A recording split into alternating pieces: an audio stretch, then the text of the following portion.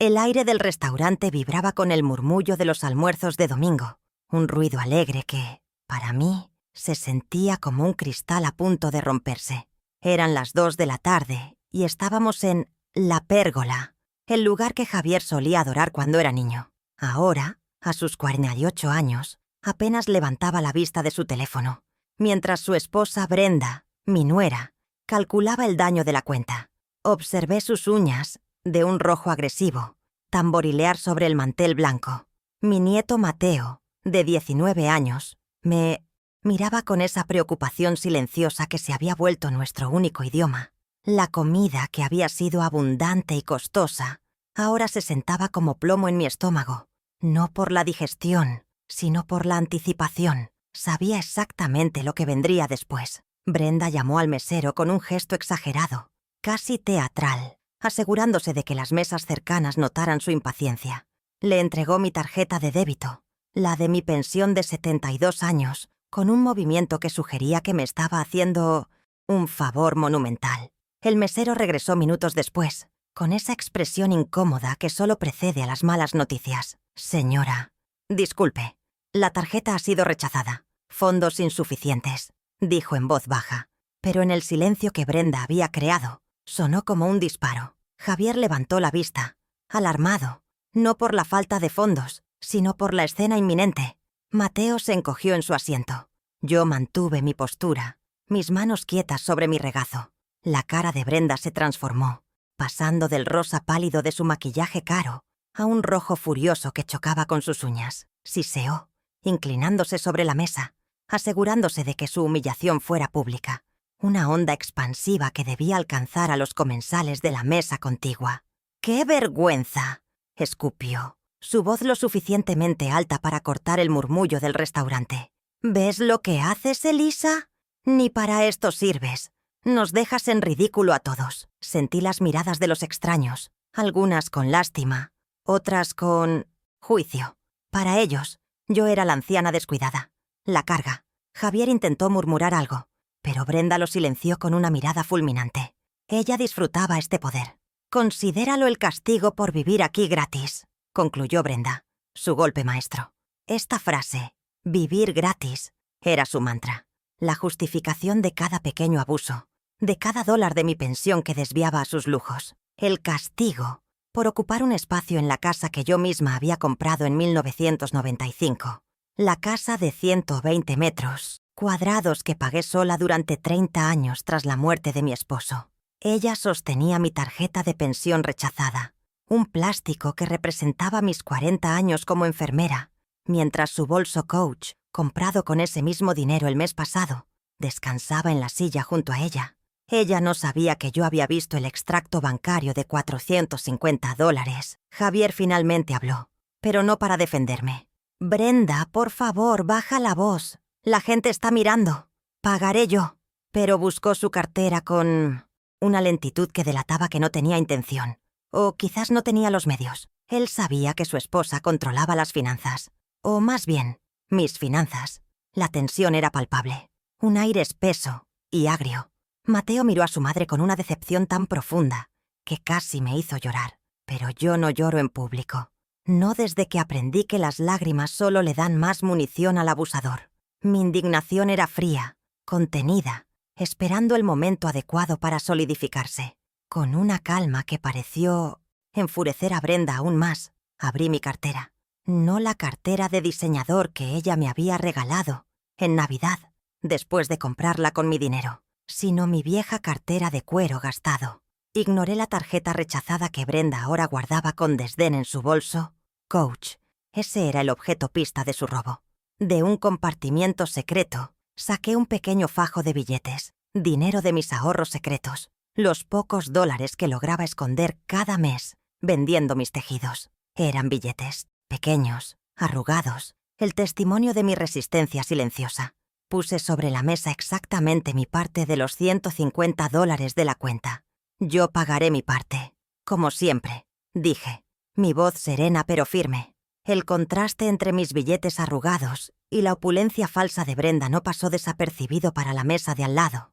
Ella me miró con absoluto desprecio, no solo por el dinero, sino por mi audacia, Por demostrar, en ese pequeño acto, que yo no estaba completamente rota, no entendía cómo podía tener dinero si ella controlaba mi pensión de $950 mensuales. Lo que ella no sabía era que, mientras ella administraba mi tarjeta, yo administraba los recibos. Yo llevaba la cuenta de cada centavo robado.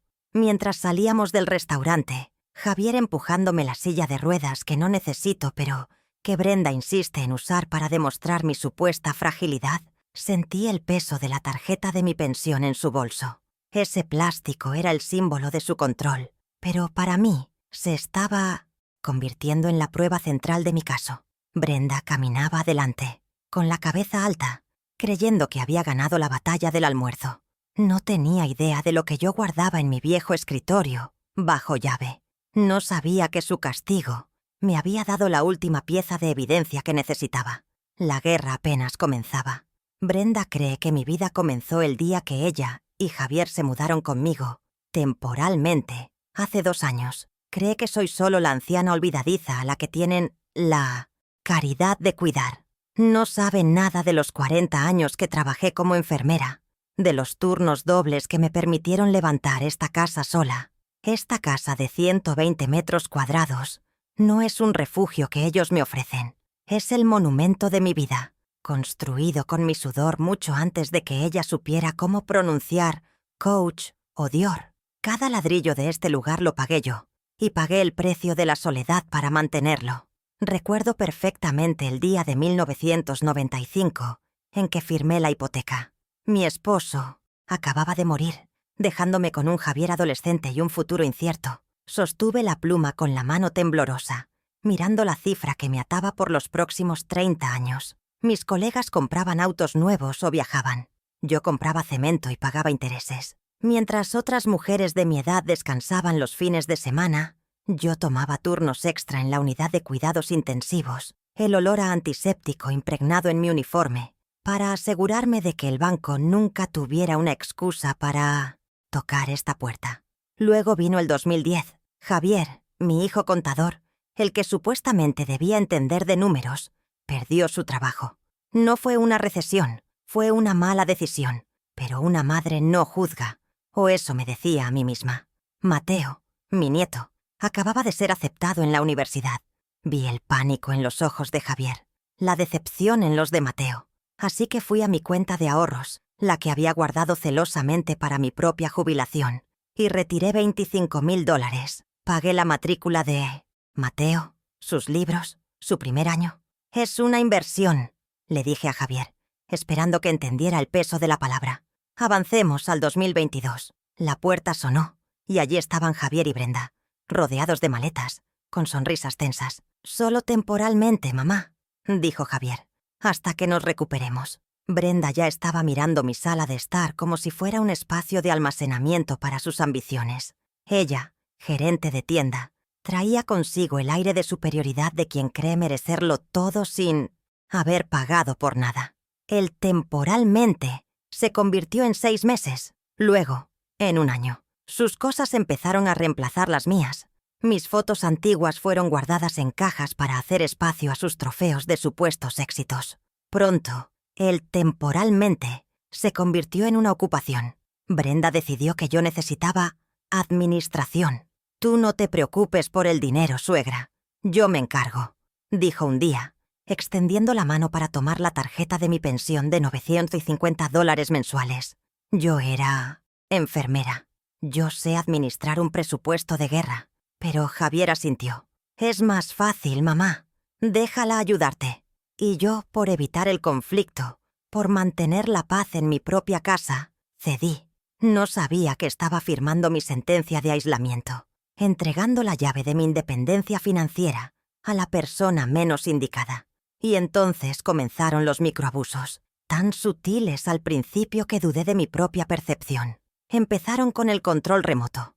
De repente, mis programas de la tarde fueron reemplazados por sus reality shows ruidosos. Luego fue la comida.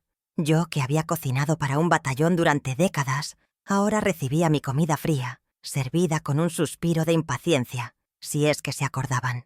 «¿Qué más quieres, Elisa? Agradece que te cuidamos», decía Brenda. Me llamaban Elisa, no mamá, no abuela. Me habían degradado de matriarca a inquilina problemática en mi propia casa. Si no fuera por nosotros, estarías en un asilo, repetía Javier. Esa era la amenaza velada, el martillo que usaban para clavar mi sumisión. Me hicieron creer que mi presencia era una carga que ellos generosamente sobrellevaban. Cada vez que intentaba opinar sobre los gastos, sobre las reparaciones de la casa que yo pagaba con mi pensión, Brenda me descartaba. Tú de eso no entiendes, suegra. Ocúpate de tus tejidos. Mientras tanto veía llegar paquetes de tiendas de lujo. Veía sus cenas caras en redes sociales. Todo financiado por mis 40 años de trabajo. El punto de inflexión fue hace unos meses. Brenda y Javier me sentaron en la mesa de la cocina, con una pila de papeles y una urgencia fabricada. Para cuidarte mejor, Elisa. Necesitamos que firmes esto. Es solo un poder para que podamos manejar tus cosas médicas, pagar tus cuentas. Parecían tan razonables, tan preocupados. El documento era denso, lleno de jerga legal. Ellos contaban con mi fatiga, con mi supuesta ignorancia. Firmé donde me indicaron, pero no sin antes hacer algo que ellos, en su arrogancia, nunca anticiparon. Yo también sé de papeles. Lo que ellos no saben es que yo no soy la mujer frágil que ven. Fui enfermera jefe. He manejado crisis que harían palidecer a Brenda. He visto la vida y la muerte depender de detalles. Mientras ellos celebraban su poder sobre mí, yo guardaba la copia carbón de ese documento, porque yo no firmé una procuración general como ellos creen. Lo que firmaron, sin leer la letra pequeña que yo misma ayudé a redactar con un viejo amigo abogado, hace 2 años, fue un contrato de comodato, un préstamo de uso gratuito. Y todo préstamo tiene una fecha de vencimiento. Brenda maneja mi tarjeta de débito, pero yo manejo los hechos. Ella cree que me tiene acorralada, que mi única opción es el silencio o el asilo. Pero cada abuso, cada comida fría, cada dólar robado, no ha hecho más que alimentar mi resolución. Ella disfruta humillarme en restaurantes, sin saber que cada palabra que sale de su boca es un clavo más en el ataúd de su vida cómoda. El bolso Coach que vio en el restaurante, esa prueba visible de su descaro, fue solo el comienzo. Ella no tiene idea de lo que guardo en mi viejo escritorio, bajo llave, esperando el momento preciso. La humillación en el restaurante fue dolorosa, pero necesaria. Fue el catalizador final. Mientras recogía mis billetes arrugados, mi mente estaba fría y clara. Ya no sentía la vergüenza que Brenda quería imponerme. Sentía una claridad quirúrgica. Sabía que el tiempo de la paciencia había terminado. Javier y Brenda habían confundido mi serenidad con debilidad. Habían olvidado quién pagó por el techo sobre sus cabezas. Estaban a punto de recibir un recordatorio muy detallado. Y todo comenzaría con la evidencia que ellos mismos me habían proporcionado. Revisé mentalmente el contenido de mi caja de seguridad. La escritura original de 1995. Revisé el cajón de mi escritorio, la copia carbón del comodato de 2022, y revisé mi teléfono, la grabación del almuerzo. Brenda pensaba que yo era ignorante, pero una enfermera veterana sabe algo que una gerente de tienda no. Siempre, siempre. Hay que documentarlo todo. El siguiente paso era organizar este arsenal, y para eso necesitaba a mi único aliado verdadero en esa casa, mi nieto Mateo. El juego de Brenda había terminado, aunque ella aún no lo supiera. Cuando llegamos a casa del restaurante, el silencio era más ruidoso que los gritos de Brenda. Ella tiró su bolso Coach sobre mi sillón favorito, el que mi esposo me regaló, como si fuera la dueña. Javier desapareció en su habitación, su método habitual de evasión. Yo me dirigí a mi cuarto, cerré la puerta con suavidad y me senté en el borde de la cama. Mi corazón no latía con pánico, sino con el ritmo frío y constante de una máquina que se acaba de activar. La humillación pública en el restaurante, un domingo a las 14:00 horas, no había sido una derrota. Había sido la señal de partida que yo necesitaba. La sentí como una ráfaga de viento helado que despeja la niebla. Brenda creía que su estatus de gerente de tienda la hacía intocable, que su arrogancia era un escudo. Pero la arrogancia tiene un punto ciego: subestima al oponente. Ella me veía como un mueble viejo, parte del inventario de la casa. No podía imaginar que ese mueble tenía memoria, oídos y, sobre todo, un plan. Su voz, diciendo «Considéralo el castigo», todavía resonaba en el aire. No sabía que yo también la había escuchado. Encendí la pequeña lámpara de mi mesita de noche, el único rincón de la casa que aún se sentía mío. El juego de paciencia había terminado. Comenzaba el juego de estrategia. Mi primera acción fue sacar el teléfono de mi delantal. Había presionado el botón de grabar audio en cuanto Brenda empezó a levantar la voz por la cuenta de $150. Lo hice por instinto. El instinto de una enfermera que documenta todo para protegerse. Abrí la aplicación. Allí estaba, un archivo de audio de 12 minutos. Me puse un solo auricular y escuché. La calidad era clara. Las ondas de sonido en la pantalla de mi teléfono vibraban con la voz de Brenda, nítida y cruel. ¡Qué vergüenza! ¿Ves lo que haces, Elisa? Ni para esto sirves. Considéralo el castigo por vivir aquí gratis. Era la primera prueba. La evidencia tangible del abuso verbal y la humillación, obtenida legalmente en un espacio público. Guardé el archivo, renombrándolo Almuerzo Domingo. Esta grabación era mi validación. Demostraba que mi lucidez estaba intacta y que el gaslighting de Brenda era real. Ella me acusaba de ser olvidadiza para justificar el control de mis medicamentos y mis finanzas. Pero esta grabación era la verdad objetiva. Demostraba su intención de degradarme. Era la prueba que conectaba el abuso emocional con el financiero. Aún no sabía cómo la usaría, pero sabía que su valor era incalculable. Una prueba así, presentada en el momento adecuado, podía desmantelar su fachada de nuera abnegada frente a las personas correctas. Pero ¿cómo podía mostrarla? Yo, con mis 72 años, apenas sabía usar este teléfono. Justo entonces, un golpe suave sonó en mi puerta. Era Mateo. No entró hasta que le di permiso. Sus ojos, tan parecidos a los de Javier antes de que el miedo lo consumiera, estaban llenos de una mezcla de ira y vergüenza por sus padres. «Abuela», dijo en voz baja, cerrando la puerta. «Vi lo que pasó. Vi cómo guardó tu tarjeta en su bolso». Se sentó en la silla de mi escritorio, el cuerpo tenso. «Eso que dijo no es verdad. Esta es tu casa». Él era mi único aliado en esta fortaleza ocupada. El Osis, único que validaba mi realidad. Su presencia me dio la fuerza para el siguiente paso. «Mateo, necesito tu ayuda. No entiendo bien esto de las computadoras». Mentí un poco. Él asintió, aliviado de tener una tarea, algo que hacer para reparar el daño de sus padres. Saqué mi computadora portátil, una que rara vez usaba. «Tu madre dice que administra mi pensión, pero el banco rechazó la tarjeta. ¿Podemos revisar la cuenta?» No recuerdo cómo entrar. En minutos, Mateo había accedido al portal de Els Banco.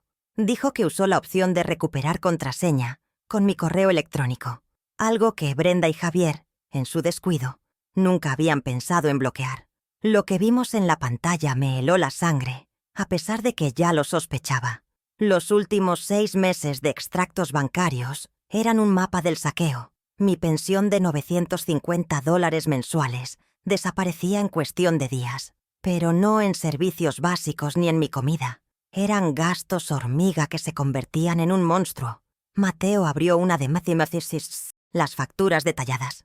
Allí estaba, $450 en la tienda Coach, el mismo día que Brenda apareció con su nuevo bolso. Luego, $280 en un spa. Y así, mes tras mes, pequeños lujos que sumaban.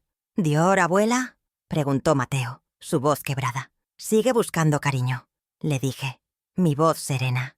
Necesitábamos el total. Mateo sumó los gastos de lujo obvios. Ropa, spas, restaurantes caros a los que yo nunca fui invitada. En solo 6 meses, Brenda había gastado más de $1.800 de mi pensión en sus caprichos personales. Esta era la prueba 2, irrefutable y digital. «Imprime esto», le ordené. «Cada página». Mientras la impresora zumbaba en la otra habitación, la implicación práctica de esto me golpeó. Esto no era mala administración, era robo, abuso financiero descarado. Tenía la prueba de que Brenda no solo me humillaba, sino que me estaba vaciando. Con las hojas calientes de la impresora en mi mano, sentí el poder cambiar de manos. Brenda tenía mi tarjeta de plástico, pero Yo tenía los comprobantes de papel. Ella operaba en el mundo de las apariencias y el estatus. Yo operaba en el mundo de los recibos y las consecuencias. Estos extractos bancarios no eran solo números, eran la soga con la que ella misma se estaba ahorcando. El resaltador amarillo que usé para marcar cada gasto en Dior y Coach era como trazar el camino hacia su caída. El siguiente paso era encontrar el arma legal que hiciera valer estos recibos. «Hay algo más», le dije a Mateo. Fui a mi viejo escritorio de roble, el que Javier siempre decía que debía tirar por ser antiguo. Inserté una pequeña llave en el cajón inferior, uno que Brenda probablemente pensaba que estaba lleno de hilos y patrones de tejido. El cajón se deslizó suavemente. Dentro, bajo una pila de álbumes de fotos, había una carpeta de archivos de color manila. Saqué una copia carbón, un documento delgado pero pesado con significado. «Tus padres me hicieron firmar esto hace 2 años. Me dijeron que era un poder para cuidarme». Mateo tomó el papel confundido. «Pero, abuela, lee la cláusula quinta», le indiqué. Él leyó en voz alta, su voz ganando fuerza. «El presente comodato se rescinde unilateralmente por parte de la comodante, Elisa Morales, con aviso previo de 30 días». Mateo levantó la vista, sus ojos abiertos de par en par. «¿Comodato? ¿Como en la clase de Derecho?» Creí que era una procuración. Yo asentí. Eso es lo que ellos creen. Pero yo fui asesorada. Esto es un contrato de comodato, un préstamo de uso gratuito de la propiedad. Esta era la prueba 3, mi arma estratégica. El papel que ellos creían les daba poder sobre mí, en realidad, me daba a mí el poder de desalojarlos. Brenda en su prisa por controlarlo todo, y Javier, en su pereza moral, firmaron sin leer. Habían firmado su propia orden de desalojo. La implicación era devastadora. No tenían ningún derecho legal sobre mi casa, solo el permiso que yo les había otorgado. Un permiso que estaba a punto de revocar. Mateo me miraba ahora con una admiración que me rompió el corazón. Había subestimado a su abuela tanto como ellos. «¿Cómo supiste?», preguntó Mateo. «Una enfermera jefe aprende a leer la letra pequeña de todo, desde informes médicos hasta contratos», le dije. «La gente miente, Mateo. Los documentos, rara vez. Pero este documento, el comodato, solo me daba derecho a sacarlos de mi casa. Necesitaba la prueba final, la que establecía sin lugar a dudas quién era la dueña de la casa. Porque había escuchado a Brenda hablar por teléfono la semana pasada, mencionando tasar la propiedad de 120 metros cuadrados. Querían vender mi casa. El miedo de que pudieran vendérsela, de que el documento que firmé fuera en realidad una trampa más grande, me recorrió brevemente. «No, Elisa», me dije. «Mantén la calma». Sabía lo que tenía que hacer. «Hay una cosa más, y para esto necesito que vigiles la puerta. Que no dejes que tu madre entre por ningún motivo». Mateo asintió, su rostro ahora serio, el de un cómplice en una operación de alto riesgo. Se paró junto a la puerta mientras yo me dirigía a mi armario. Detrás de mis abrigos de invierno había un panel suelto en la pared. Detrás del panel estaba mi vieja caja de seguridad, la misma donde guardaba las joyas de mi madre y mi certificado de matrimonio. No usaba un código digital que pudieran adivinar, sino una llave antigua y pesada. El metal frío se sintió familiar en mi mano. El clic de la cerradura fue satisfactorio. Dentro, bajo mi testamento y los bonos de ahorro de Mateo, estaba el documento más importante de mi vida. Lo saqué con cuidado. Estaba envuelto en plástico protector. Era la escritura original de 1995. «Ven a ver», le dije a Mateo. Extendí el documento sobre mi cama. Era la prueba 4, la base de todo mi plan. La visualización fue simple y brutalmente efectiva. Le pedí a Mateo que tomara una foto en primer plano de la parte superior del documento, donde el notario había estampado mi nombre. Allí estaba, en tinta indeleble, propietaria única, Elisa Morales. No había cofirmantes. El nombre de Javier no estaba por ningún lado. El nombre de mi difunto esposo ni siquiera estaba, ya que la compré como viuda. «La casa es 100% mía», le dije a Mateo. Su alivio fue palpable. La amenaza de Brenda de vender la casa era solo eso, una fantasía de codicia. No tenía ningún fundamento legal. Yo era la única propietaria y tenía la escritura original para probarlo. Brenda y Javier eran, legalmente, solo invitados a largo plazo. Invitados que habían abusado de mi hospitalidad de la peor manera posible. Ahora, con esta escritura, el comodato era inexpugnable. No solo podía rescindir su estadía, sino que podía hacerlo con la autoridad total de la única dueña. Mateo me ayudó a escanear la escritura y el contrato de comodato, tal como lo había hecho con los extractos bancarios. Ahora teníamos un archivo digital para cada prueba. El audio de la humillación, los extractos del robo, el contrato de su desalojo y la escritura de mi propiedad. Las 4 piezas encajaban perfectamente, contando una historia completa de abuso, robo y, pronto, de justicia.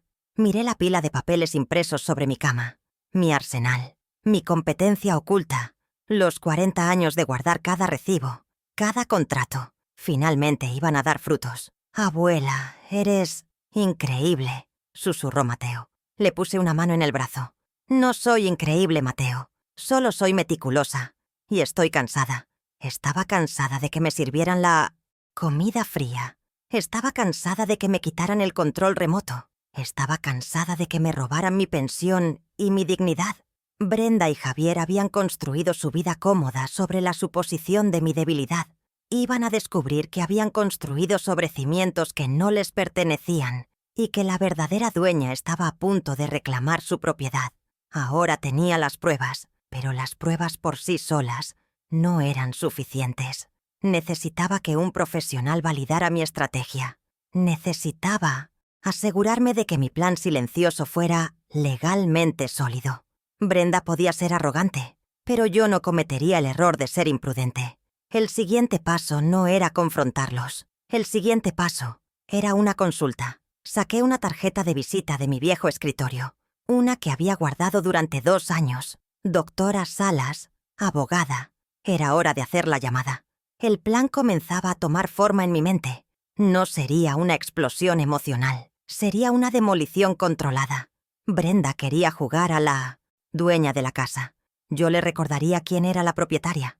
Quería castigarme por vivir gratis. Yo le enseñaría el costo real de sus acciones. Miré los documentos escaneados en la computadora de Mateo. Todo estaba allí. La narrativa estaba completa. Solo faltaba el escenario para la revelación final. Y yo sabía exactamente cuál sería. «Mateo, necesito que me prometas que no dirás ni una palabra de esto a tus padres», le dije mirándolo fijamente. «Pase lo que pase». Él asintió con solemnidad. «Lo juro, abuela. Estoy contigo». Sabía que podía confiar en él. Su ayuda con la tecnología había sido invaluable, pero su validación de mi lucidez era el verdadero regalo. Ahora, mientras él volvía a su habitación, yo me preparaba para el paso 1 de mi plan silencioso. Contactar a la doctora Salas. El lunes por la mañana, a las 9:00 en punto, haría esa llamada. El lunes a las 9 de la mañana, la casa estaba en silencio. Brenda se había ido a su tienda y Javier a su oficina, ambos ajenos a la corriente subterránea que había empezado a moverse. Mateo y yo nos sentamos en mi habitación, la puerta cerrada. «Paso 1», le dije en voz baja, sintiendo la solemnidad del momento. Organizamos los archivos que habíamos escaneado la noche anterior. La escritura de 1995, el contrato de comodato de 2022, los 6 meses de extractos bancarios con $1.800 de gastos resaltados y el archivo de audio del restaurante. Mateo los guardó en una memoria USB encriptada. Era nuestro arsenal digital, preparado y listo para la primera inspección legal. Pasé la mañana ensayando mentalmente lo que diría. No a Brenda, sino a la doctora Salas. Había pagado la consulta de $150 por adelantado con mis ahorros secretos, la misma cantidad que la humillante cuenta del restaurante. El pago se hizo a través de un portal seguro que Mateo me ayudó a navegar. A las 16:00 en punto, la pantalla de mi portátil cobró vida. La doctora Salas apareció. Su rostro era sereno, profesional, con unos lentes que parecían no perderse de nada. No había calidez en su mirada, solo eficiencia. Y en ese momento, la eficiencia era exactamente lo que yo necesitaba. No quería compasión, quería competencia. Expuse mi caso con la precisión de una enfermera, entregando un informe de turno. Sin lágrimas, sin melodrama. Le mostré los documentos uno por uno en la pantalla compartida. Primero, la escritura original. La doctora Salas asintió. Indiscutible. Usted es la única propietaria, señora Morales. Luego, los extractos bancarios. Su ceja se arqueó levemente.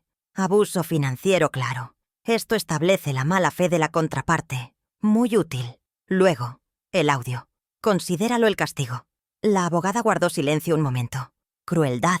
Esto anula cualquier reclamo moral que puedan tener. Finalmente le mostré el contrato de comodato. La doctora Salas se inclinó hacia la cámara, sus ojos brillando. Señora Morales, usted ha hecho mi trabajo increíblemente fácil. ¿Sabe lo que firmaron aquí? Un préstamo de uso. Gratuito, respondí. Ella sonrió por primera vez. Exacto. No una procuración. No tienen derechos patrimoniales. Firmaron su propio aviso de desalojo. La cláusula quinta es perfectamente válida y ejecutable. Sentí que el piso de 120 metros cuadrados bajo mis pies volvía a ser mío. La abogada me confirmó que mi plan era sólido. No buscaba su dinero, solo quería mi casa y mi paz. Prepararé la notificación de rescisión del comodato de inmediato, dijo la doctora Salas, su voz convirtiéndose en la de un instrumento legal. Les dará un plazo de 30 días para desalojar, como estipula el contrato que firmaron. Se la enviaré por mensajero mañana para que la tenga lista. El siguiente paso depende de usted, señora Morales. ¿Cuándo desea entregarla? Yo ya sabía la respuesta. Había un evento en el calendario que sería el escenario perfecto. El viernes por la noche, doctora, en la cena de aniversario de mi hijo. Ella no parpadeó. Entendido. Entréguela delante de testigos. Será más efectivo. La consulta terminó. Pagué los honorarios restantes. Mateo, que había estado escuchando en silencio, me miró con asombro. Abuela, tienes todo. Asentí. Casi todo. El siguiente paso era cortar el suministro. El martes por la mañana, mientras Brenda y Javier estaban fuera, tomé un taxi a la sucursal central del banco, la misma donde había firmado mi hipoteca hacía casi 30 años. Me aseguré de ir sola. Esta era una batalla que debía librar con mis propias manos. El mármol frío del piso del banco se sentía como un ancla a la realidad. Llegué al mostrador de la gerente de cuentas, una mujer joven llamada Sofía. Le expliqué la situación con calma. Mi tarjeta de débito de pensión ha sido comprometida. Necesito cancelarla de inmediato y solicitar una nueva. Le mostré mi identificación y los documentos de la cuenta. Ella actuó con rapidez. Por supuesto, señora Morales. La tarjeta que termina en 458 será desactivada ahora mismo. Sentí un pequeño clic, como si una cerradura se abriera. Era el sonido de Brenda perdiendo su acceso a mi dinero. La nueva tarjeta llegaría a una dirección de correo postal que yo controlaba, no a la casa. Hay una cosa más, añadí, sacando una copia de mi estado de cuenta. Veo que mi hijo, Javier Morales, tiene acceso en línea a mis cuentas. Quiero revocar ese acceso inmediatamente. La gerente revisó el sistema. Sí, figura como usuario autorizado. ¿Desea eliminarlo? Completamente. Nadie más que yo debe tener acceso a mis finanzas. Cambiaremos todas las contraseñas de la banca en línea ahora mismo. Media hora después, salí del banco. Mi pensión de $950 era, por primera vez en 2 años, enteramente mía. Era el segundo pilar de mi plan, la independencia financiera recuperada. Regresé a casa sintiéndome más ligera. Brenda llegó esa tarde, tarareando. Obviamente no había intentado usar mi tarjeta todavía. Probablemente estaba usando una de sus tarjetas de crédito, que planeaba pagar más tarde con mi pensión. No sabía que el grifo se había cerrado. La vi sacar su teléfono y fruncir el ceño. ¿Por qué no puedo entrar al banco?, la oí murmurar. Javier llegó y ella le preguntó. «Debe ser un error del sistema, querida», dijo él, demasiado perezoso para investigar. La arrogancia de ambos era mi mejor aliada. No podían concebir que yo fuera capaz de tomar medidas. El miércoles y el jueves fueron días de una calma tensa. Observé a Brenda planificar la fiesta de aniversario de Javier. Era el viernes por la noche, y había invitado a unos 10 vecinos y amigos. Quería que todos vieran lo bien que cuidaba de la familia, lo exitosa que era. Estaba comprando vino caro, encargando un catering lujoso. Yo la observaba, sentada en mi rincón, tejiendo. Ella no sabía que cada botella de vino que compraba era con su propio dinero o con su propio crédito. Mi pensión estaba segura, acumulando intereses por primera vez en mucho tiempo. El jueves por la tarde llegó el sobre de la doctora Salas. Un mensajero me lo entregó en mano en la puerta, mientras Brenda estaba en el spa. Era un sobre grueso, con el membrete del bufete de abogados. Lo sentí pesado en mis manos. No era solo papel, era la notificación de rescisión, el arma legal que validaba mi reclamo. Lo escondí junto con los extractos bancarios y la copia del comodato en mi carpeta de batalla, lista para el viernes. El escenario estaba listo, los actores estaban en su lugar y la audiencia había sido convocada. Brenda estaba frenética con los preparativos. «Elisa, asegúrate de que el baño de visitas esté impecable», me ordenó el jueves por la noche. «Y trata de usar algo decente. Vienen invitados importantes». Asentí dócilmente. «Por supuesto, Brenda». Ella sonrió, satisfecha de su autoridad. Ella creía que estaba organizando una celebración de su vida perfecta. No tenía idea de que estaba organizando el escenario público de su propia caída. Cada plato de catering que llegaba era un elemento más en la escena de su humillación. El viernes llegó. El olor a comida cara llenaba mi casa. Brenda corría de un lado a otro, con un vestido nuevo que seguramente costó la mitad de mi pensión mensual. Se veía radiante, en la cima de su poder. «Javier, cariño, no es perfecta esta noche», la oí decirle a mi hijo, que asentía como siempre. Yo me retiré a mi habitación a las 6 de la tarde, 2 horas antes de que llegaran los invitados. Saqué mi mejor vestido, el que usaba para las graduaciones, y la carpeta que contenía mi libertad. Me miré en el espejo. La mujer que me devolvía la mirada no era la anciana frágil que Brenda veía. Era Elisa Morales, 72 años, enfermera retirada, propietaria de esta casa de 120 metros cuadrados, y estaba lista. Brenda estaba ocupada comprando vino caro, con el crédito que creía que mi dinero cubriría. No sabía que sería su última fiesta aquí. El plan silencioso había completado sus primeras fases. La segunda fase, la ejecución pública, comenzaba en exactamente 2 horas, a las 20:00. Me senté y esperé. Podía oír las primeras voces en la sala. Los vecinos llegaban. Esta platea era crucial. Brenda los había invitado para presumir de su estatus. Yo los usaría como testigos de la verdad. La doctora Salas me dijo que el comodato era mi mejor arma. Era hora de usarla. Mi corazón no latía rápido por el miedo, sino por la anticipación fría de la justicia. La calma antes de la tormenta era absoluta. La tormenta comenzaría cuando yo decidiera. Brenda me había dado el escenario perfecto. Un público cautivo. Una celebración de la mentira que habían construido. Me levanté, alisé mi vestido y tomé la carpeta. Era el momento de salir de mi habitación y reclamar mi sala de estar. Javier y Brenda creían que esta era su fiesta de aniversario. ¡Qué equivocados estaban! Esta era la fiesta de mi liberación. Me aseguré de que mi teléfono estuviera en el bolsillo de mi delantal, aunque ya no necesitaba grabar. Las pruebas ya estaban recogidas. Esta noche no se trataba de recoger más evidencia. Se trataba de presentarla. El audio del restaurante, la humillación del domingo, había sido el catalizador. La fiesta del viernes, la humillación pública de Brenda, sería la consecuencia.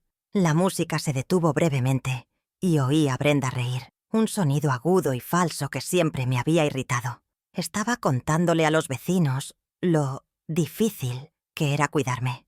Es un trabajo de tiempo completo, pero es mi suegra. ¿Qué le vamos a hacer? La amamos. Ese fue el momento. Respiré hondo, abrí la puerta de mi habitación y caminé hacia la sala. El prólogo había terminado. El clímax estaba por comenzar.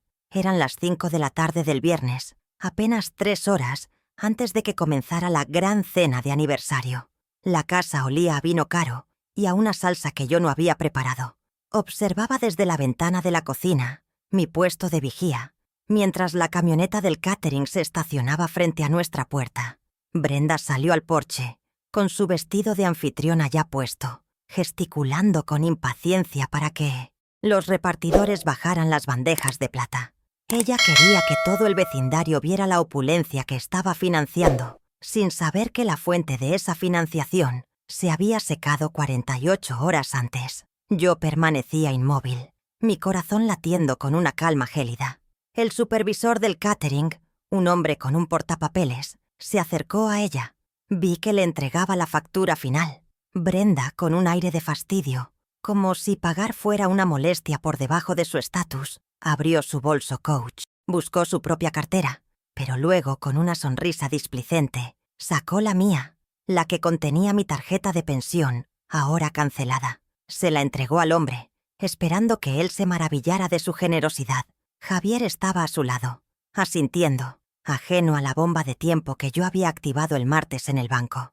Este momento no estaba en mi plan original, pero era un regalo del destino. El hombre pasó la tarjeta en su terminal portátil. Esperó, frunció el ceño, volvió a pasar la tarjeta, esta vez más despacio. El sol de la tarde golpeaba su rostro y pude ver la incomodidad creciendo. «Señora», dijo, su voz lo suficientemente baja como para ser profesional, pero lo suficientemente firme como para ser oída por Javier. «La tarjeta ha sido rechazada. Fondos insuficientes». La palabra insuficientes pareció colgar en el aire húmedo de la tarde. Brenda se congeló. Su sonrisa de anfitriona se agrietó, revelando la furia que siempre estaba justo debajo de la superficie. «¡Imposible!», espetó ella. «Pásela de nuevo. Está haciendo algo mal». El hombre, claramente acostumbrado a clientes difíciles, la pasó una tercera vez con paciencia exagerada. El resultado fue el mismo. «Lo siento, señora. Está denegada. ¿Tiene otra forma de pago? No podemos dejar la comida sin el pago». La humillación era pública. Dos vecinos que paseaban al perro se detuvieron brevemente para mirar la escena. La fachada de Brenda, la de la mujer exitosa que controlaba todo, se estaba desmoronando en su propio porche, frente al personal de servicio y los mirones. «Javier, haz algo», gritó, dándole la tarjeta a mi hijo como si estuviera en llamas. Javier la miró, desorientado. «¿Llamaste al banco, mamá?», me gritó hacia la cocina. Su primera reacción fue culparme. Yo simplemente salí al porche, secándome las manos en mi delantal. «Yo no manejo esa tarjeta, Javier. Brenda la administra. ¿Recuerdas?». Brenda me fulminó con la mirada, su rostro rojo de ira. «Tú, vieja», comenzó a decir, pero se detuvo al ver a los vecinos. Su reputación era más importante que su ira, al menos por ahora. Sacó su teléfono, marcando frenéticamente al banco. Podía oír la música de espera desde donde estaba parada. «¡Nadie contesta!», gritó al teléfono. Por supuesto que no contestaban. Eran las 5 de la tarde de un viernes. La burocracia, que tantas veces había sido mi enemiga, era ahora mi aliada silenciosa. El supervisor del catering carraspeó. «Señora, o paga ahora o nos llevamos la comida. Tenemos otras entregas». Esta era la pequeña victoria que no había planeado, pero que disfruté con una frialdad que me sorprendió. El poder financiero había vuelto a mí. Con un gruñido de absoluta derrota, Brenda rebuscó en su bolso Coach, sacó su propia tarjeta de crédito, una de color platino que rara vez usaba, probablemente porque prefería gastar mi dinero. Se la arrebató al repartidor. «Cobre de esta, y rápido». El pago se procesó al instante. La ironía era deliciosa. Se vio obligada a pagar su propia fiesta, la fiesta diseñada para impresionar a la gente con un dinero que ya no podía robarme. El supervisor le entregó el recibo. Ella lo firmó con un trazo violento, y los repartidores comenzaron a bajar la comida. Cuando el último repartidor se fue y la puerta se cerró, el silencio en la casa fue pesado, eléctrico. Brenda se giró hacia mí. Sus ojos eran dos pequeñas ranuras de furia. Javier ya se había escabullido. «¿Qué hiciste?», siseó, acercándose a mí. «¿Qué le hiciste a la tarjeta, Elisa?». Era la primera vez en meses que usaba mi nombre en lugar de suegra o vieja, y lo usó como una acusación. Se acercó tanto que pude oler el costoso perfume que había comprado con mi pensión. Mantuve mi voz serena, el mismo tono que usaba con los pacientes delirantes. «Yo no he tocado tus cosas, Brenda. He estado en la cocina. Quizás no deberías haber gastado $1.800 en tus lujos en los últimos 6 meses. Dejé caer esa cifra, el número exacto de mis extractos bancarios, en el aire entre nosotras. Su rostro pasó del rojo al blanco pálido. No porque supiera de los extractos, sino porque la había confrontado con un hecho, un número específico. El gaslighting no funciona cuando la víctima lleva las cuentas. Ella retrocedió, desconcertada por mi precisión. ¿De qué demonios estás hablando? Pero no esperó la respuesta. Arruinaste todo. Esta fiesta tiene que ser perfecta. Se dio la vuelta y corrió escaleras arriba, probablemente para llorar de rabia o para revisar sus propias finanzas. Esta fue mi victoria intermedia. Había cambiado la dinámica. La había despojado de su poder financiero y la había humillado públicamente, aunque fuera a pequeña escala. Pero esto no resolvía el problema principal. Ella todavía vivía en mi casa. De hecho, la había tensado. Ahora ella estaba herida, furiosa y desesperada por reafirmar su dominio. Y lo intentaría esa misma noche, frente a todos sus invitados. Dejé que se fuera. El gran enfrentamiento aún estaba por llegar, en exactamente 2 horas. Y yo tenía un sobre con el membrete de un abogado esperándola. Eran las 8 de la noche en punto. El aire de mi sala de estar, de mis 120 metros cuadrados, estaba cargado con el perfume de Brenda y el aroma del catering que ella se vio forzada a pagar.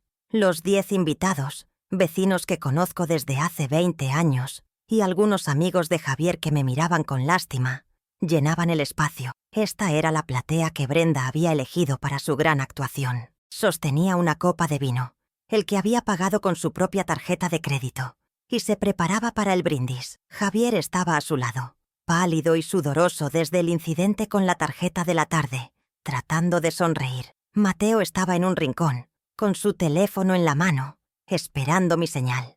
«Bienvenidos todos», comenzó Brenda, su voz aguda y brillante, una fachada de normalidad apenas sostenida.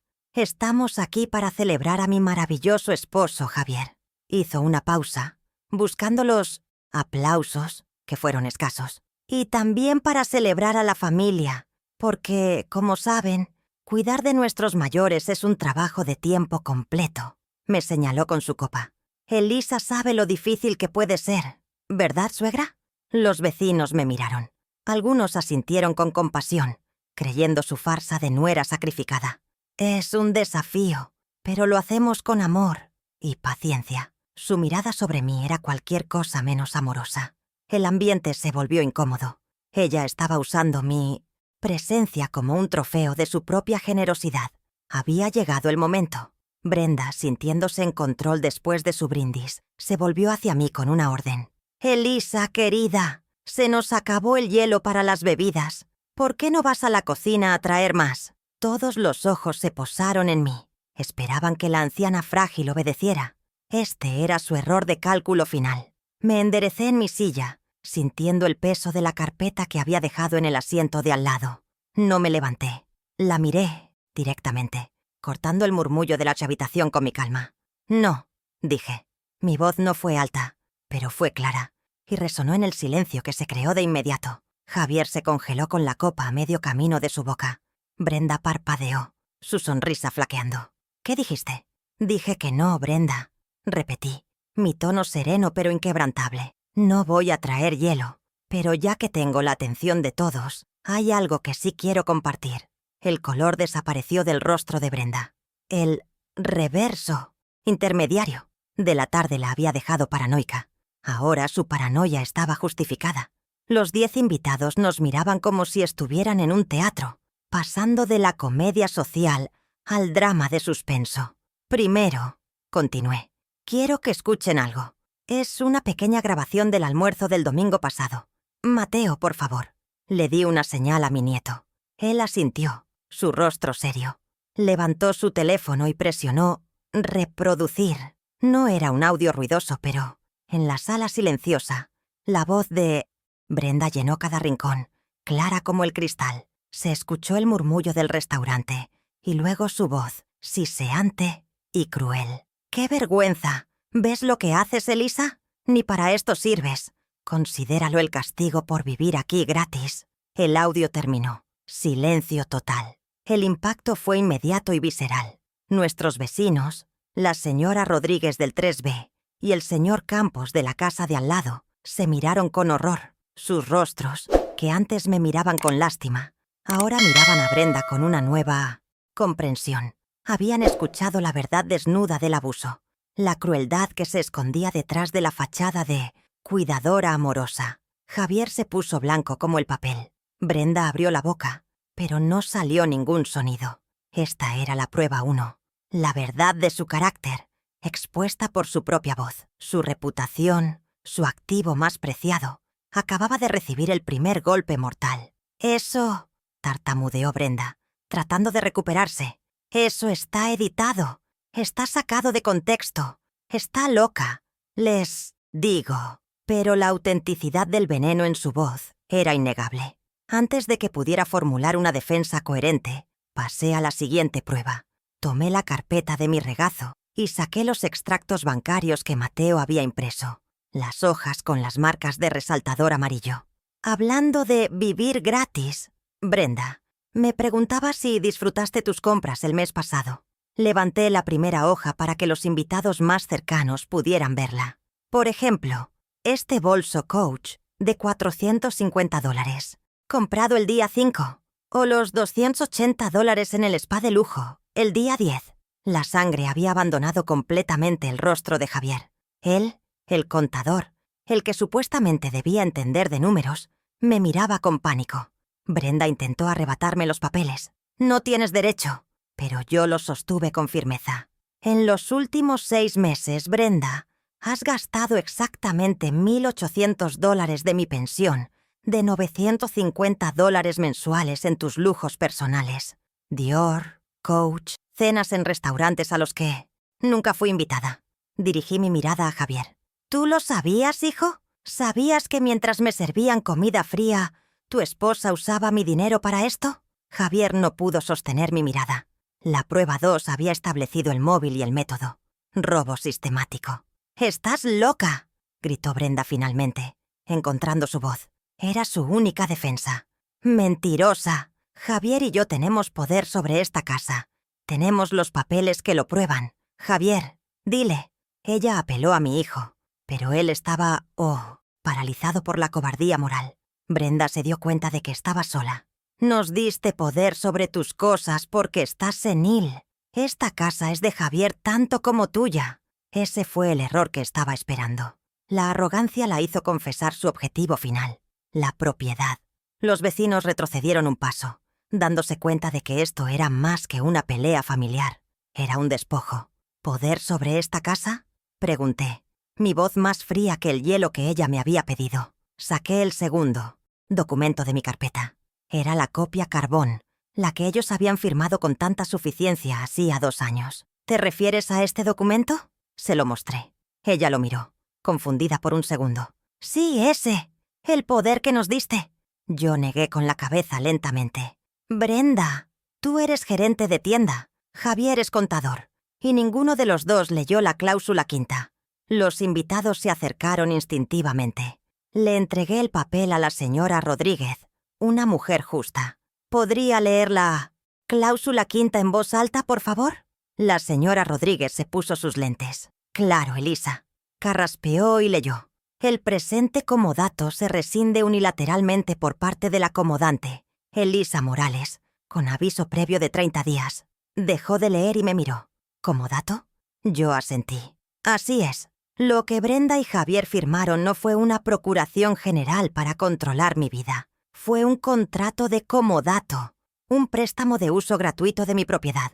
Un contrato que ellos mismos firmaron, aceptando los términos de su eventual salida». El silencio en la sala era pesado, roto solo por la respiración agitada de Brenda. Tú nos engañaste», susurró Javier, finalmente hablando, su voz llena de incredulidad. «No, Javier», respondí, mi voz sin rastro de ira, solo hechos. «Yo no los engañé. Ustedes se engañaron solos, contaron con mi ignorancia, pero no contaron con mi meticulosidad. Una enfermera jefe aprende a leer la letra pequeña. Ustedes, en su prisa por tomar el control, firmaron el documento equivocado. La prueba 3 estaba servida. El arma legal que ellos mismos me habían entregado, su supuesta autoridad sobre mi casa, Se había evaporado frente a 10 testigos, pero aún faltaba el golpe final. Brenda estaba acorralada, sus ojos buscando una salida. «No puedes. Esta casa... ¿La hipoteca? La hipoteca», la interrumpí. «La pagué yo sola durante 30 años después de que mi esposo muriera. Esta casa es mía, Brenda». Y entonces saqué el último objeto de mi carpeta. No era una prueba más, era la consecuencia. Era el sobre grueso y timbrado del bufete de abogados de la doctora Salas. El peso del sobre era una delicia en mi mano. Era la materialización de mi plan silencioso. Caminé lentamente hacia Brenda. Ella retrocedió, como si el sobre fuera un arma. Y lo era. «Mencionaste el contrato, Brenda. Y como sabes, los contratos deben cumplirse». Extendí el sobre hacia ella. Ella no lo tomó. Lo miraba con terror. «Tómalo». Javier extendió una mano temblorosa y lo tomó por ella. «Esta», dije, mi voz resonando con la autoridad que me habían negado durante 2 años. «Es la notificación de rescisión de su contrato de comodato. Fue preparada por mi abogada, la doctora Salas». ¿Qué significa?», preguntó Javier, aunque sus ojos de contador ya estaban leyendo el párrafo inicial y entendiendo las implicaciones. «Significa», dije dirigiéndome a toda la sala, «que de acuerdo con el documento que ustedes firmaron voluntariamente, tienen exactamente 30 días para desalojar mi casa». El jadeo colectivo de los vecinos fue la banda sonora de mi victoria. Brenda me miró, su rostro una máscara de odio e incredulidad. Había sido derrotada, legalmente, públicamente e indiscutiblemente. La prueba 4 no era una prueba, era la sentencia. Ahora, las consecuencias inmediatas, la regla de 3 que la doctora Salas me había mencionado. La primera fue financiera. El supervisor del catering, que había estado esperando discretamente en el vestíbulo para recibir su pago final, el que Brenda había hecho con su tarjeta personal, se acercó. Brenda, en un último acto de desesperación por salvar las apariencias, gritó: «Todavía no he terminado con usted. El servicio fue terrible». Intentó usar mi tarjeta de pensión, la cancelada, que todavía tenía en su bolso, quizás por puro reflejo. «Pague con esto». El hombre la miró con lástima. «Señora, esa tarjeta ya fue rechazada esta tarde. ¿Tiene fondos reales?». La humillación fue total. La segunda consecuencia fue reputacional. Uno por uno, los invitados comenzaron a irse. No hubo despedidas ruidosas. Fue un éxodo silencioso y condenatorio. La señora Rodríguez me tocó el brazo al pasar. «Elisa, si necesitas algo», asentí. El señor Campos le dirigió a Javier una mirada de absoluto desprecio. «Contador», dijo, y el título sonó como un insulto. Brenda y Javier se quedaron solos en medio de su fiesta arruinada, rodeados de comida cara que no podían disfrutar, sus reputaciones en el vecindario destruidas para siempre. Los testigos que Brenda había convocado para su gloria se habían convertido en los testigos de su desgracia. La tercera consecuencia fue patrimonial, la más sólida de todas. La notificación de desalojo estaba servida. Era legal, estaba fechada y había sido entregada frente a 10 testigos. No había forma de impugnarla. No podían alegar ignorancia. No podían alegar senilidad de mi parte. Yo había demostrado mi competencia, mi meticulosidad y mi propiedad. Mi casa de 120 metros cuadrados era mía de nuevo, no solo en papel, sino en la práctica. El reloj para su salida había comenzado a correr. 30 días. Mientras los últimos invitados se iban, Brenda colapsó en el sofá. Su llanto no era de arrepentimiento, sino de rabia. Javier sostenía la notificación legal como si fuera una sentencia de muerte. Yo me quedé de pie en medio de mi sala. No me sentía triunfante. No sentía alegría. Sentía la fría y dura satisfacción de un hueso roto que, finalmente, ha sido puesto en su lugar. La casa estaba en silencio, excepto por sus sollozos. La batalla había terminado. La guerra la había ganado yo, no con gritos, sino con recibos. Me di la vuelta y empecé a recoger los platos sucios que los invitados habían dejado. Alguien tenía que limpiar el desorden. Javier me miró. «Mamá», comenzó, su voz temblando. Lo miré, y en mis ojos no encontró ni perdón ni ira. Solo encontró el final de una era. 30 días, Javier, dije, apilando un plato. Será mejor que empiecen a empacar. Me dirigí a la cocina dejando que el peso de sus acciones finalmente cayera sobre sus hombros. El clímax no había sido una explosión, había sido una disección quirúrgica. Había expuesto la podredumbre capa por capa. El audio, el abuso, los extractos, el robo, el comodato, el engaño legal y la notificación, la consecuencia. Brenda había querido castigarme en público y al final el público había sido testigo de su propio castigo. El poder había cambiado de manos, no por magia, sino por la cuidadosa aplicación de la verdad. Mi casa finalmente se sintió mía otra vez. El aire estaba más limpio, a pesar del desorden de la fiesta. Mateo se acercó a mí en la cocina. No dijo nada, solo tomó un trapo y comenzó a secar los platos que yo lavaba. Habíamos sobrevivido. La calma después de la tormenta se estaba asentando, y esta calma me pertenecía solo a mí. El epílogo de esta historia aún estaba por escribirse, pero yo sostendría la pluma. Brenda y Javier pasaron el resto de la noche en silencio, encerrados en su habitación. No discutieron, no planearon. Estaban por primera vez completamente derrotados por la realidad que yo había guardado meticulosamente en un cajón bajo llave, la realidad de que yo era la dueña, yo ponía las reglas, y su tiempo de vivir gratis, en todos los sentidos de la palabra, había terminado irrevocablemente. Los 30 días pasaron con la lentitud de una fiebre que baja. No fueron días de gritos, sino de un silencio denso y hostil, lleno de ruidos de cajas que se arrastran y cinta adhesiva que se rasga. Brenda ya no lloraba. Su rabia se había solidificado en un resentimiento mudo. Apenas salía de su habitación, ahora desnuda de sus trofeos de lujo. Javier, por otro lado, parecía haberse encogido. Me evitaba, pero yo lo veía moverse por la casa como un fantasma, empacando los restos de la vida que su cobardía moral le había costado. La autoridad que yo había reclamado en la fiesta no se había desvanecido. Al contrario, se había asentado en cada rincón de mis 120 metros cuadrados. El día 30, un camión de mudanza pequeño, casi humillante en sus dimensiones, se estacionó frente a mi casa. Hacía sol. Yo había mandado a llamar a un cerrajero, programado para las 10:00 am. Salí al porche y me senté en mi mecedora, con una jarra de limonada fresca al lado. No lo hacía por crueldad, sino por supervisión. Esta era mi casa, y yo me aseguraría de que salieran con lo que era suyo, y nada más. Vi a Brenda cargar una caja marcada como zapatos, con una furia contenida, su rostro hinchado y sin maquillaje. Javier cargaba los muebles que él mismo había traído, su traje de contador ahora arrugado y manchado de polvo. El cerrajero llegó puntualmente a las 10:00. Mientras ellos hacían su último viaje hacia el camión, él comenzó su trabajo en la puerta principal. El sonido del taladro, agudo y metálico, era la música de mi liberación. Era el sonido de la seguridad siendo restaurada, de las cerraduras siendo cambiadas para que mi llave fuera la única que funcionara. Brenda se detuvo en el camino de entrada al oírlo y me miró con un odio que podría haber quemado la casa. Yo simplemente levanté mi vaso de limonada, tomé un sorbo y sostuve su mirada hasta que ella fue la primera en desviarla. Había perdido su poder de intimidación. Javier fue el último en salir. Se acercó al porche, donde yo estaba pagando al cerrajero. Esperó. Había perdido peso en esas 4 semanas. «Mamá», dijo, su voz apenas un susurro. Me volví hacia él, mi rostro sereno.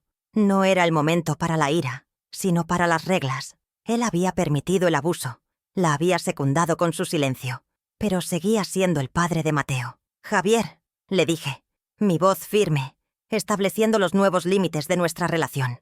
«Puedes visitar a Mateo los domingos, de 14:00 a 16:00 horas». Hice una pausa, asegurándome de que cada palabra se asentara. «Y avisa antes de venir». No era una sugerencia, era una condición. Le estaba concediendo acceso a su hijo, pero le estaba negando el acceso a mi casa y a mi vida. Ya no tenía el derecho de aparecer sin previo aviso. Él asintió, derrotado, pero quizás, por primera vez, entendiendo la estructura de las consecuencias. Vio la nueva llave brillante en mi mano antes de que el cerrajero me la entregara. Vio la puerta cerrarse, se dio la vuelta y subió al camión de mudanza, cerrando la puerta del copiloto. Observé desde el porche mientras el camión se alejaba, soltando una nube de humo que olía a derrota. No sentí alegría, ni tristeza, sentí alivio. El tipo de alivio que se siente cuando un dolor crónico finalmente desaparece. El aire en mi porche se sentía más limpio. Me quedé allí sentada durante casi una hora, simplemente escuchando el silencio de mi calle, un silencio que ahora me pertenecía por completo. El cerrajero se había ido, las cerraduras eran nuevas, y mi casa, por primera vez en 2 años, estaba vacía de hostilidad. Esa tarde me dediqué a purificar el espacio. Abrí todas las ventanas, cambié las sábanas de la habitación que habían ocupado, fregué el suelo de la sala donde se había celebrado la fiesta, tiré los adornos caros y de mal gusto que Brenda había insistido en colocar. Mientras limpiaba no me sentía como una sirvienta, me sentía como una cirujana extirpando el último rastro de enfermedad. La casa respiraba conmigo. Mi rutina, mi dignidad, estaban siendo restauradas con cada acción. El olor a lavanda y limón reemplazó el perfume pesado de Brenda. Más tarde me senté en mi cocina, ahora impecable y silenciosa. La luz del sol entraba por la ventana, iluminando una mota de polvo que bailaba en el aire. Me preparé una taza de té, mi favorito, el que no había podido comprar porque Brenda controlaba mi dinero. Pero ahora no. Saqué mi computadora portátil y mi nueva tarjeta de débito, la que el banco me había enviado. La tarjeta tenía mi nombre, Elisa Morales, y solo el mío. El plástico se sentía sólido y real en mi mano. Mi primer acto de libertad financiera fue práctico. Entré al portal de la farmacia y compré mis medicamentos para la presión arterial para los próximos 3 meses. Pagué yo misma, con mi dinero, sin necesidad de pedir permiso ni de justificar el gasto. El clic del mouse al confirmar la compra sonó como una victoria. Ya no estaba olvidadiza, estaba en control. Brenda había usado mi pensión de $950 para comprar bolsos. Yo la usaba para comprar vida. Mi segundo acto fue un placer. Un pequeño placer que me había negado a mí misma durante años, incluso antes de que ellos llegaran. Busqué en un sitio web de aerolíneas. Mi hermana, que vivía en otra ciudad, cumplía 75 años el próximo mes. Encontré un boleto de avión de ida y vuelta. Dudé solo un segundo. El fantasma de la frugalidad forzada, aferrándose a mí. Luego, con una sonrisa lenta, ingresé los números de mi tarjeta. Confirmado. Iba a visitar a mi hermana. Iba a usar mi dinero para reconectar, no para subsidiar. El resentimiento. Mateo entró en la cocina justo cuando yo cerraba la computadora. «¿Qué haces, abuela?», preguntó, su voz más ligera de lo que la había oído en años. Se sentó frente a mí, en la mesa que ahora se sentía nuestra. «Estaba comprando un boleto de avión», le dije. Sus ojos se abrieron. «¿Te vas?» «Solo de visita», sonreí. «Voy a ver a mi tía». Él sonrió, una sonrisa genuina y llena de alivio. «¿Te ayudo a preparar el almuerzo?», preguntó. «Claro, cariño», respondí. «Saca las verduras. Hoy comeremos lo que queramos». Mientras cocinábamos juntos, el silencio en la casa ya no era tenso. Era pacífico. Era el sonido de la normalidad. Habíamos sobrevivido.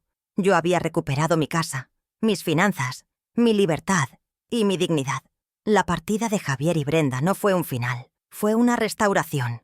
Había reafirmado una verdad simple que ellos, en su arrogancia, habían olvidado. El respeto no se exige, se pierde, y ellos habían perdido el mío de manera irrevocable. Puse la mesa para 2. El sol de la tarde bañaba la cocina.